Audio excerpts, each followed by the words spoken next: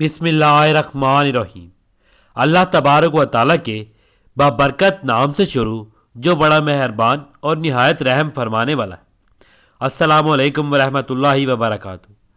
قرآن مجید میں اللہ تعالیٰ ارشاد فرماتے ہیں کہ ترجمہ: اے میرے حبیب صلی اللہ علیہ وآلہ وسلم فرما دیجئے کہ اے لوگو، اگر تم اللہ تعالیٰ سے محبت رکھتے ہو تو میری اطاعت کرو۔ اللہ تعالیٰ تم سے محبت فرمائیں گے اور تمہارے گناہ معاف فرما دیں گے، اور اللہ تعالیٰ بخشنے والے بہت مہربان ہیں۔ سورۃ ال عمران اور اسی طرح سورۃ الاحزاب میں ارشاد فرمایا کہ یقیناً تمہارے لیے رسول اللہ صلی اللہ علیہ وآلہ وسلم کی ذات مبارکہ میں بہترین نمونہ ہے۔ ترمذی شریف میں حضرت انس سے روایت ہے کہ حضور نبی کریم صلی اللہ علیہ وآلہ وسلم نے ارشاد فرمایا: جس نے میری سنت سے محبت کی اس نے مجھ سے محبت کی، اور جس نے مجھ سے محبت کی وہ میرے ساتھ جنت میں ہوگا۔ مشکات المصابی میں حضرت ابو ہریرہ رضی اللہ تعالیٰ عنہ سے روایت ہے کہ حضور نبی کریم صلی اللہ علیہ وآلہ وسلم نے ارشاد فرمایا: جس شخص نے میری امت کو فساد کے وقت میری سنت کو تھام لیا تو اس کے لیے 100 شہیدوں کا اجر ہے۔ سبحان اللہ۔ ہر سنت پہ چل سر کے بل، اے دل کر دے جو خدا تجھ کو ادب دان۔ محمد صلی اللہ علیہ وآلہ وسلم۔ اللہ تعالیٰ نے جمعۃ المبارک کے دن کو دنوں کا سردار بنایا ہے۔ اس نام کی مستقل ایک سورت مبارکہ اللہ تبارک و تعالیٰ نے قرآن کریم میں نازل فرمائی۔ جمعۃ المبارک کی قرآن و سنت میں بہت فضیلت مذکور ہے، اس لیے اس دن مسنون اعمال کا اہتمام کرنا چاہیے تاکہ اللہ تعالیٰ میں جمعۃ المبارک کی فضیلتیں برکتیں نصیب فرمائے۔ جمعۃ المبارک کی فضیلت: حضرت ابو ہریرہ رضی اللہ تعالیٰ عنہ سے روایت ہے کہ حضور نبی کریم صلی اللہ علیہ وآلہ وسلم نے ارشاد فرمایا: ان سارے دنوں میں جن میں کہ آفتاب نکلتا ہے، یعنی ہفتے کے 7 دنوں میں سب سے بہتر اور برتر جمعے کا دن ہے۔ جمعہ ہی کے دن اللہ تعالیٰ نے سیدنا آدم علیہ السلام کو پیدا کیا، جمعہ ہی کے دن وہ جنت میں داخل کیے جائیں گے، اور جمعہ ہی کے دن وہ جنت سے ہی اس دنیا میں بھیجے گئے، اور قیامت بھی جمعہ ہی کے دن قائم ہوگی۔ مسلم شریف نمبر 2۔ نماز جمعۃ المبارک کی فرضیت و اہمیت: حضرت طارق بن شہاب رضی اللہ تعالیٰ عنہ سے روایت ہے کہ حضور نبی کریم صلی اللہ علیہ وآلہ وسلم نے ارشاد فرمایا: جمعے کی نماز جماعت کے ساتھ ادا کرنا ہر مسلمان پر لازم واجب ہے۔ اس وجوب سے 5 قسم کے آدمی متشنع ہیں: نمبر 1 غلام، نمبر 2 عورت، نمبر 3 نابالغ لڑکا، نمبر 4 بیمار، نمبر 5 مسافر۔ سنت ابو داؤد۔ اسی طرح حضرت ابو الجید زمری رحمۃ اللہ علیہ سے روایت ہے کہ حضور نبی کریم صلی اللہ علیہ وآلہ وسلم نے ارشاد فرمایا: جو آدمی بلا عذر 3 جمعے تساہل یعنی سستی اور سہیل انگیری کی وجہ سے چھوڑ دے گا تو اللہ تعالیٰ اس کے دل پر مہر لگا دے گا، یعنی پھر وہ شخص نیک عمل کی توفیق سے محروم ہی رہے گا۔ ترمذی ابو داؤد۔ نمبر 3 نماز جمعۃ المبارک کا اہتمام اور گناہوں کی بخشش: حضرت سلمان فارسی رضی اللہ تعالیٰ عنہ سے روایت ہے کہ حضور نبی کریم صلی اللہ علیہ وآلہ وسلم نے ارشاد فرمایا کہ جو آدمی جمعے کے دن غسل کرے اور جہاں تک ہو سکے صفائی پاکیزگی کا اہتمام کرے، جو تیل و خوشبو اس کے گھر میں ہو اسے لگائے، پھر وہ گھر سے نماز کے لیے جائے اور مسجد پہنچ کر اس کی احتیاط کرے کہ جو 2 آدمی پہلے سے ساتھ بیٹھے ہوں ان کے درمیان نہ بیٹھے، پھر جو نماز یعنی سنت و نوافل میں جتنی رکعتیں اس کے لیے مقرر ہوں وہ پڑھے۔ جب امام خطبہ دے تو خطبہ توجہ کے ساتھ اس کو سنے تو اللہ تعالیٰ کی طرف سے اس جمعے اور گزشتہ جمعے کے درمیان کے اس کے سارے گناہ بخش دیے جائیں گے۔ نمبر 4 جمعۃ المبارک کے دن کے سارے اعمال: حضور نبی کریم صلی اللہ علیہ وآلہ وسلم نے ارشاد فرمایا: جو شخص جمعے کے دن 7 اعمال کر لے اس کو مسجد جاتے ہوئے ہر قدم پر 1 سال کی نفلی نمازوں کا ثواب اور 1 سال کے نفلی روزوں کا اجر و ثواب ملے گا۔ وہ 7 اعمال یہ ہیں: نمبر 1 غسل کرنا، نمبر 2 اچھے کپڑے پہننا، نمبر 3 مسجد جلدی جانے کی فکر کرنا، نمبر 4 مسجد پیدل جانا، نمبر 5 عوام کے قریب بیٹھنے کی کوشش کرنا، نمبر 6 خطبہ غور سے سننا، نمبر 7 کوئی بیہودہ لغو کام نہ کرنا۔ جمعۃ المبارک کے دن سورۃ کہف کی تلاوت کا اہتمام: حضرت ابو سعید خدری رضی اللہ تعالیٰ عنہ سے روایت ہے کہ حضور نبی کریم صلی اللہ علیہ وآلہ وسلم نے ارشاد فرمایا: جو شخص جمعے کے دن سورۃ کہف پڑھے اس سے اس کے لیے نور روشن ہو جائے گا۔ دو جمعوں کے درمیان امیر المومنین حضرت سیدنا علی ابن ابی طالب رضی اللہ تعالیٰ عنہ سے روایت ہے کہ حضور نبی کریم صلی اللہ علیہ وآلہ وسلم نے ارشاد فرمایا، جس شخص نے جمعے والے دن سورۃ الکہف کی تلاوت کی تو وہ آئندہ جمعے تک ہر طرح کے فتنے سے بچایا جاتا ہے، یہاں تک کہ اگر دجال بھی نکل آئے تو اس سے بھی محفوظ رہے گا۔ اسی طرح حدیث مبارکہ میں آتا ہے کہ جس شخص نے سورۃ کہف کی پہلی 10 آیتیں حفظ کر لیں اور پابندی سے پڑھتا رہا، وہ دجال کے فتنے سے بچا دیا جائے گا۔ اسی طرح آخری 10 آیتوں کے متعلق بھی روایت آتی ہے کہ اس طرح ایک روایت میں بھی ذکر ہے کہ جو شخص سورۃ کہف کی پہلی 3 آیتیں پڑھتا ہے وہ بھی دجال کے فتنے سے محفوظ رہے گا۔ نمبر 6، جمعۃ المبارک کے دن درود شریف کی کثرت کرنا۔ حضور نبی کریم صلی اللہ علیہ وآلہ وسلم نے ارشاد فرمایا، جس نے مجھ پر صبح شام 10 مرتبہ درود شریف بھیجا، اس سے روز قیامت میری شفاعت نصیب ہوگی۔ جمعے کے روز کثرت کے ساتھ حضور نبی کریم صلی اللہ علیہ وآلہ وسلم کی ذات گرامی پر درود شریف پڑھنا چاہیے۔ آپ صلی اللہ علیہ وآلہ وسلم نے ارشاد فرمایا، جمعے کے دن کثرت کے ساتھ مجھ پر درود شریف پڑھا کرو۔ جو کوئی بھی مجھ پر جمعے کے دن درود شریف پڑھتا ہے، میرے سامنے اس کا درود شریف پیش کیا جاتا ہے۔ درود شریف چاہے وہ دن کو پڑھا جائے یا رات کو ثواب برابر ہے۔ چنانچہ آپ صلی اللہ علیہ وآلہ وسلم نے ارشاد فرمایا، جمعے کے دن اور رات کو مجھ پر کثرت سے درود پڑھا کرو، کیونکہ جس نے مجھ پر ایک مرتبہ درود پڑھا تو اللہ تعالیٰ اس پر 10 رحمتیں نازل فرماتے ہیں۔ حضرت سیدنا ابی بن کعب رضی اللہ تعالیٰ عنہ سے روایت ہے کہ میں نے حضور نبی کریم صلی اللہ علیہ وآلہ وسلم کی خدمت میں عرض کیا کہ میں چاہتا ہوں کہ آپ کو درود شریف زیادہ بھیجا کروں، کہ آپ صلی اللہ علیہ وآلہ وسلم مجھے بتا دیجئے کہ میں اپنی دعا میں سے کتنا حصہ آپ پر درود شریف کے لیے مخصوص کر دوں۔ تو آپ صلی اللہ علیہ وآلہ وسلم نے ارشاد فرمایا، جتنا چاہو۔ میں نے عرض کیا، اس وقت کا چوتھائی حصہ۔ آپ صلی اللہ علیہ وآلہ وسلم نے ارشاد فرمایا، جتنا تم چاہو، تو اگر اور زیادہ کر دو گے تو تمہارے لیے ہی بہتر ہوگا۔ میں نے عرض کیا کہ کیا نصف؟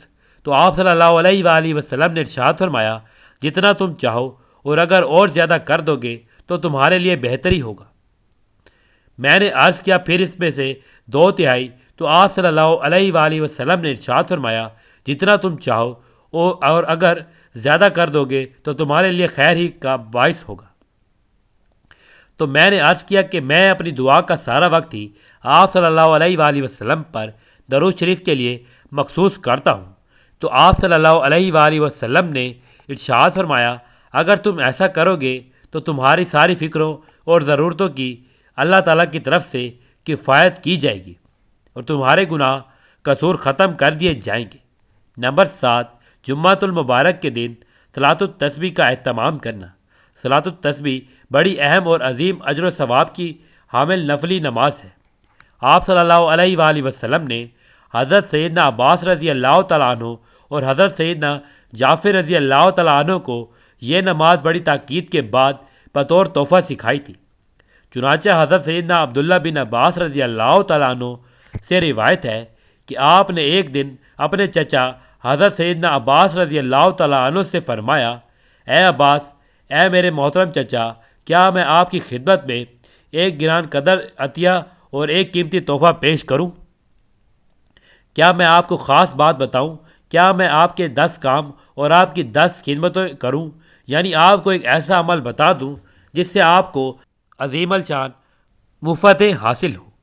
وہ ایسا عمل ہے کہ جب آپ اس کو کریں گے تو اللہ تعالیٰ آپ کے سارے گناہ معاف فرما دے گا، اگلے بھی اور پچھلے بھی، پرانے بھی اور نئے بھی، بھول چک سے ہونے والے بھی اور دانستہ ہونے والے بھی، صغیرہ بھی اور کبیرہ بھی، ڈھکے چھپے بھی اور اعلانیہ ہونے والے بھی۔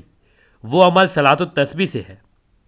میرے چچا، اگر آپ سے ہو سکے تو روزانہ یہ نماز پڑھا کریں، اور اگر روزانہ نہ پڑھ سکیں تو ہر جمعے کے دن پڑھ لیا کریں، اور اگر آپ یہ بھی نہ کر سکیں تو سال میں 1 مرتبہ پڑھ لیا کریں، اور اگر یہ بھی نہ ہو سکے تو کم از کم زندگی میں 1 بار ہی پڑھ لیں۔ ابو داؤد ابن ماجہ صلاۃ التسبیح کے فضائل مدرجہ ذیل ہے۔ پہلی فضیلت صلاۃ التسبیح وہ نماز ہے جس کے پڑھنے سے 10 قسم کے گناہ معاف ہوتے ہیں۔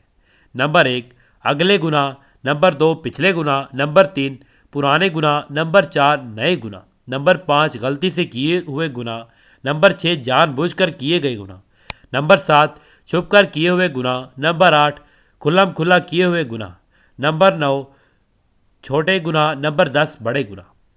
دوسری فضیلت صلاۃ التسبیح سے باکثرت گناہوں کا معاف ہونا۔ صلاۃ التسبیح کی برکت سے اللہ تعالیٰ اپنے بندوں کے باکثرت گناہ معاف کرتے ہیں۔ احادیث طیبہ میں ہے کہ اس کثرت کی کئی مثالیں ذکر کی گئی ہیں۔ نمبر 1 کل انسانیت کی تعداد سے بھی زیادہ گناہ ہوں تو مغفرت ہو جائے گی۔ نمبر 2 ریت کی تعداد سے بھی زیادہ گناہ ہوں تو معاف ہو جائیں گے۔ نمبر 3 سمندر کی جھاگ سے بھی زیادہ گناہ ہوں تو معاف ہو جائیں گے۔ نمبر 4 ستاروں کی تعداد سے زیادہ گناہ ہوں تو معاف ہو جائیں گے۔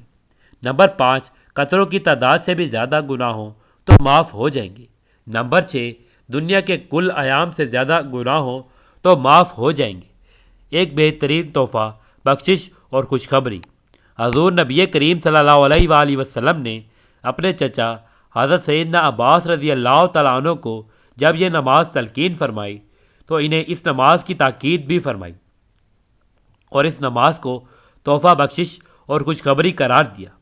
چوتھی فضیلت صلاۃ التسبیح کی ایک بڑی فضیلت یہ ہے کہ اسے ادا کرتے ہوئے بندے کو 300 مرتبہ تیسرا کلمہ طیبہ سبحان اللہ والحمدللہ ولا الہ الا اللہ واللہ اکبر اس صورت میں اللہ تعالیٰ کی حمد و ثنا پر مشتمل بہترین کلمہ پڑھنے کی سعادت حاصل ہوتی ہے۔ اور تیسرا کلمہ بذات خود ایک انتہائی بابرکت اور عظیم الشان اجر و ثواب کا حامل کلمہ ہے، جن کا خلاصہ ملاحظہ کیجیے۔ نمبر 1 مذکور کلمہ ایک مرتبہ پڑھنے پر جنت میں درخت لگایا جاتا ہے۔ نمبر 2 یہ کلمہ اللہ تعالیٰ کے نزدیک سب سے محبوب کلمہ ہے۔ نمبر 3 جنت ایک چٹیل میدان ہے اور مذکور کلمہ جنت کے پودے ہیں۔ اس کلمے کے اندر پائے جانے والے ہر ایک کلمے کا ثواب احد پہاڑ سے بھی زیادہ ہے۔ نمبر 5 اس کلمے کے پڑھنے پر ہر حرف کے بدلے 10 نیکیاں لکھی جاتی ہیں۔ نمبر 6 اس کلمے کا ورد جہنم کی آگ سے بچنے کے لیے بہترین ڈھال ہے۔ نمبر 7 مذکورہ کلمہ پڑھنے والے کے لیے فرشتے استغفار کرتے ہیں۔ نمبر 8 اس کلمے کا کثرت سے ورد کرنے والا افضل ترین مومن ہے۔ نمبر 9 اس کلمے کا پڑھنا گناہوں کی مغفرت اور بخشش کے حصول کا بہترین ذریعہ ہے۔ نمبر 10 اس کلمے کا ہر کلمہ صدقہ کرنے کے برابر ثواب رکھتا ہے۔ نمبر 11 یہ کلمہ میزان عمل میں بہت بھاری ثابت ہونے والا کلمہ ہے۔ نمبر 12 یہ کلمہ قرآن کریم پڑھنے سے عاجز شخص کے لیے بہترین بدل ہے۔ صلاۃ التسبیح پڑھنے کا طریقہ: 4 رکعات صلاۃ التسبیح کی نیت باندھنے کے بعد ثنا پڑھیں اور اس کے بعد 15 مرتبہ یہ تسبیحات سبحان اللہ والحمدللہ ولا الہ الا اللہ واللہ اکبر پڑھیے۔ پھر تعوذ اور تسبیح اعوذ باللہ من الشیطان الرجیم بسم اللہ الرحمن الرحیم پڑھ کر سورۃ فاتحہ اور دوسری سورت کی قرات فارغ ہونے کے بعد رکوع میں جانے سے پہلے 10 مرتبہ مذکور بالا تسبیحات پڑھیں۔ رکوع میں جانے کے بعد حسب معمول 3 مرتبہ سبحان ربی العظیم پڑھ کر پھر 10 مرتبہ مذکور بالا تسبیحہ پڑھیں۔ اس کے بعد رکوع سے اٹھیں۔ نمبر 4 رکوع سے اٹھتے ہوئے پہلے حسب معمول سمیع اللہ لمن حمیدہ اور کھڑے ہو کر ربنا لک الحمد، پھر کھڑے کھڑے 10 مرتبہ یہی تسبیح پڑھیں۔ پھر اللہ اکبر کہتے ہوئے سجدے میں جائیں اور حسب معمول سبحان ربی الاعلیٰ 3 مرتبہ پڑھیں۔ پھر سجدے میں 10 مرتبہ یہی تسبیح پڑھیں اور اس کے بعد اللہ اکبر کہہ کر سجدے سے اٹھیں اور سجدے سے اٹھ کر بیٹھ جائیں اور 10 مرتبہ یہی تسبیحات پڑھیں۔ پھر اللہ اکبر کہہ کر دوسرے سجدے میں چلے جائیں اور دوسرے سجدے میں جا کر حسب معمول پہلے سبحان ربی الاعلیٰ 3 مرتبہ پڑھیں۔ پھر سجدے میں 10 مرتبہ یہی تسبیح پڑھیں۔ اس طرح ایک رکعت میں 75 مرتبہ یہ تسبیحات پڑھی گئی۔ اس طرح باقی 3 رکعت بھی پڑھ لیں۔ پوری 4 رکعتوں میں کل 300 تسبیحات ہو جاتی ہے۔ اس طرح مکمل کرنے کے بعد جب سلام پھیر لیں تو اللہ تبارک و تعالیٰ کی بارگاہ میں ہاتھ اٹھا لیں اور گڑ گڑا کر اللہ سے دعائیں مانگیں اور یہ کہیں کہ یا اللہ یا غنی یا مغنی، اللہ تبارک و تعالیٰ آپ کی دعا کو ضرور سنے گا۔ اللہ تبارک و تعالیٰ آپ کو مالا مال کر دیں گے۔ اللہ آپ کی ہر پریشانی کو دور کریں گے، تنگ دستی کو دور کریں گے، اور اللہ تبارک و تعالیٰ آپ کو زیادہ سے زیادہ مال و دولت عطا فرمائیں گے۔ اگر آپ پورے یقین کے ساتھ اللہ تبارک و تعالیٰ کو پکاریں گے تو اللہ تبارک و تعالیٰ آپ کی پکار سن کر آپ کو ضرور عطا فرمائیں گے۔ اللہ تبارک و تعالیٰ ہمیں اس پر عمل کرنے کی توفیق عطا فرمائے، آمین۔ امید ہے میری آج کی ویڈیو آپ کو پسند آئی ہوگی، اور اگر پسند آئی ہے تو چینل کو سبسکرائب ضرور کیجیے گا۔